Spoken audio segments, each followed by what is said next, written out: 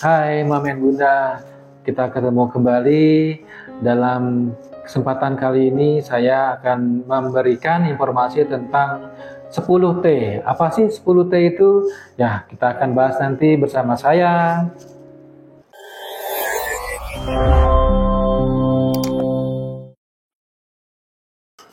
Oke, Mama dan Bunda, kita akan membahas pentingnya pemeriksaan 10T pada masa kehamilan. Ya, kita bahas dulu. Yang pertama adalah T adalah timbang berat badan dan ukur tinggi badan setiap kali kunjungan dan dicatat pada laporannya. Kemudian T yang kedua adalah ukur tekanan darah ibu hamil. Yang ketiga, tentukan status gizi ibu hamil. Keempat adalah tinggi fundus uteri, artinya tinggi daripada rahim ibu hamil. Yang kelima adalah pemberian imunisasi TT, toksoid tetanus. Yang keenam, tentukan presentasi bayi dan denyut jantung bayi, DJJ janin dalam kehamilan. Kemudian pemberian tablet tambah darah atau TTD. Yang kedelapan, tes laboratorium, misalnya penyakit sifilis, hepatitis B dan HIV, dan pemeriksaan USG. Kemudian tata laksana kasusnya bagaimana. Terakhir adalah T temu wicara, ya, komunikasi konseling, termasuk dalam perencanaan persalinan. Ya, seperti kita ketahui bahwa pemeriksaan kehamilan itu sangat penting untuk memantau dan melihat kondisi ibu hamil dan kesehatan bayi yang dikandungnya. Ya, kita lihat pemeriksaan T yang pertama adalah timbang berat badan ibu hamil dan ukur tinggi badannya. Untuk ukuran tinggi badan cukup dilakukan 1 kali dan dicatat. Tapi kalau untuk pemeriksaan berat badan ibu harus diukur setiap kali pemeriksaan. Kita melihat apakah pertambahan berat badan ibu sesuai dengan usia kehamilan. Yang baiknya pada usia kehamilan 4 bulan itu pertumbuhan atau berat badannya kenaikannya cuma 1 kg dalam 1 bulan. Tidak boleh melebihi 1 kg. Bolehlah sedikit tapi jangan lebih, karena takutnya akan terjadinya penyakit keracunan dalam kehamilan yang kita sebut dengan preeklamsia. Berikutnya adalah T yang kedua adalah pengukuran tekanan darah atau tensimeter. Ya, dengan alat tensimeter kita bisa mengukur tekanan darah ibu. Yang normal tekanan darahnya berkisar antara 120 sampai 140 dengan tekanan darah diastoliknya antara 70 sampai 90 mmHg.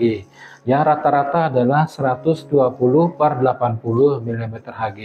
Nah, jika di atas 140 mmHg sistoliknya, bagian atasnya dan bagian bawahnya di atas 90 mmHg, maka itu kita sebut dengan hipertensi yang ditemukan dalam kehamilan. Nah, hipertensi dalam kehamilan ini sangat berbahaya, Ibu ya. Jadi nanti kalau sudah ditentukan tensinya di atas 140 dengan bawahnya di atas 90, nah itu hati-hati. Itu merupakan tanda-tanda bahaya dalam kehamilan yang sering kita sebut dengan keracunan kehamilan atau preeklamsia. Untuk T yang ketiga yaitu ukuran lingkar lengan atas atau pengukuran lingkar lengan atas disebut dengan lila. Ini normalnya itu di atas 23,5. Kalau misalnya kurang dari 23,5 cm, maka ibu akan mengalami gangguan gizi, kekurangan gizi energi yang kronis. Nah, itu harus diperbaiki dengan konsultasi kepada dokter ahli gizi atau puskesmas setempat sehingga ibu itu mendapatkan asupan gizi yang baik untuk mendapatkan bayi yang sehat. Karena bayi yang ibunya mengalami KEK, kurang energi secara kronis, maka akan terjadi berat badan lahir bayi itu rendah, di bawah rata-rata. Bayi yang sehat dengan usia kehamilan cukup bulan 37 minggu ke atas itu berat badan bayi yang normal di atas 2,5 atau 2.500 gram. Nah, jika bayi kurang dari 2.500 gram, maka kita sebut dengan bayi dengan BLR, bayi dengan berat badan lahir yang rendah. Untuk T yang keempat adalah pengukuran tinggi rahim. Nah, kita sebut dengan tinggi fundus uteri ya. Tinggi rahimnya itu biasanya diukur pada waktu ibu kontrol atau melakukan ANC di puskesmas atau di dokter spesialis. Di sana dilihat apakah tinggi rahimnya atau tinggi fundus uterinya itu sesuai dengan usia kehamilannya. Ya, jadi ibu sebaiknya mengingat HPHT. HPHT itu adalah hari pertama haid terakhir.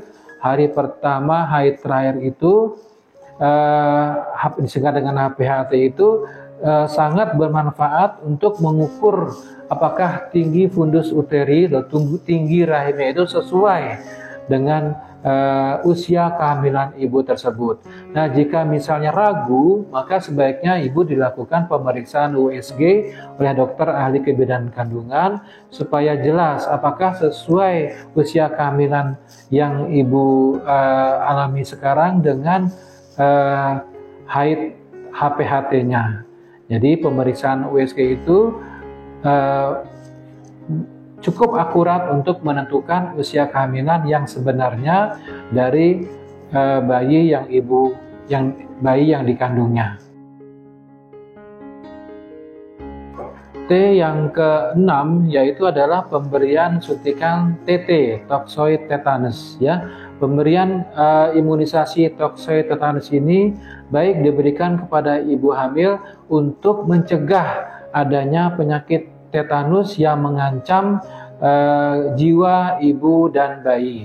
Nah, jika nanti dalam persalinan terdapat alat yang terkontaminasi oleh kuman Clostridium tetani, ini akan mengancam jiwa ibu sehingga ibu bisa mengakibatkan kematian. Jadi, untuk mencegah adanya penyakit tersebut, maka ibu hamil perlu diberikan suntikan toksoid tetanus pada usia kehamilan, biasanya pada usia kehamilan 5 bulan.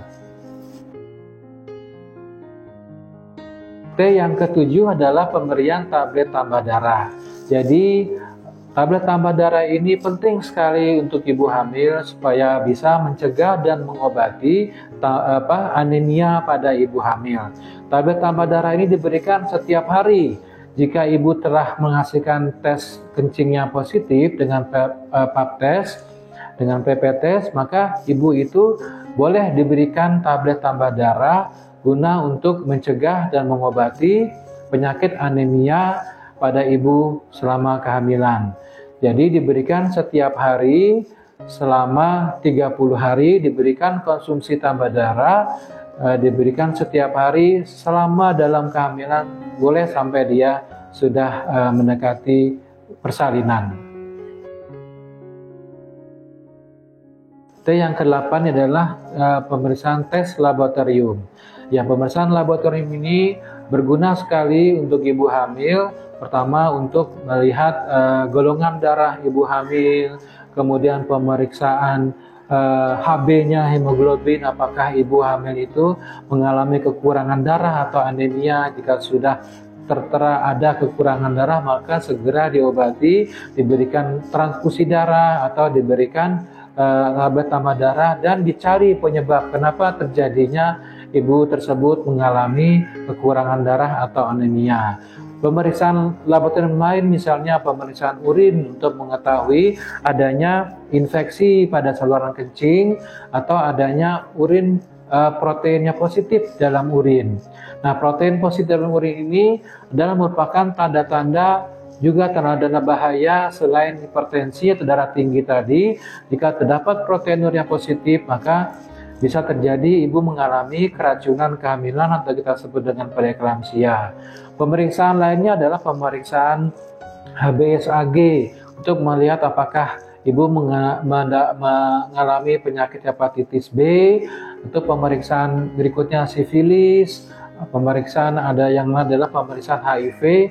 Jika sudah dinyatakan misalnya HIV positif atau sifilis positif, segera dirujuk pasien ke rumah sakit untuk mendapatkan terapi selanjutnya dan penanganan kehamilan serta persalinannya yang khusus untuk ibu-ibu hamil yang mengalami atau mendapatkan penyakit hepatitis B, penyakit sifilis, dan penyakit HIV. Ya, pada T9 yaitu melakukan temu wicara dan konseling. Nah, di sini ibu-ibu diberikan kesempatan berbicara dengan tenaga kesehatan guna untuk memelihara atau menjaga kehamilannya, kemudian proses persalinannya, dan setelah itu konseling tentang keluarga berencana.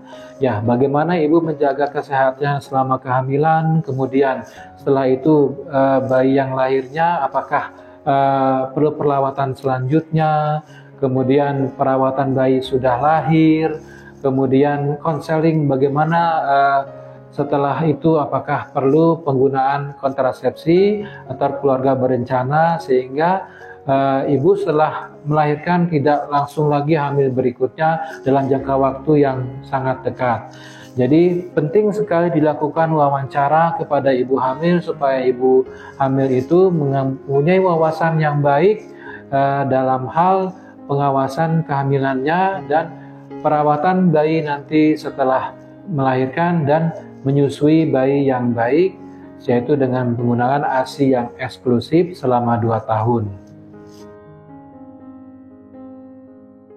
Oke, untuk terakhir T10 yaitu tata laksana atau pengobatan. Nah, pada tata laksana pengobatan ini kita sudah mendapatkan misalnya ibu-ibu yang mengalami permasalahan dan mendapatkan penyakit tertentu, segera secara dini mendapatkan pengobatan yang baik dan sesuai dengan penyakit yang dideritanya. Jika tidak diatasi di puskesmas, pasien atau ibu hamil tersebut bisa dirujuk ke rumah sakit yang baik dalam pelaksanaan dan sarana yang lengkap untuk mengatasi penyakit-penyakit yang diderita oleh ibu hamil tersebut.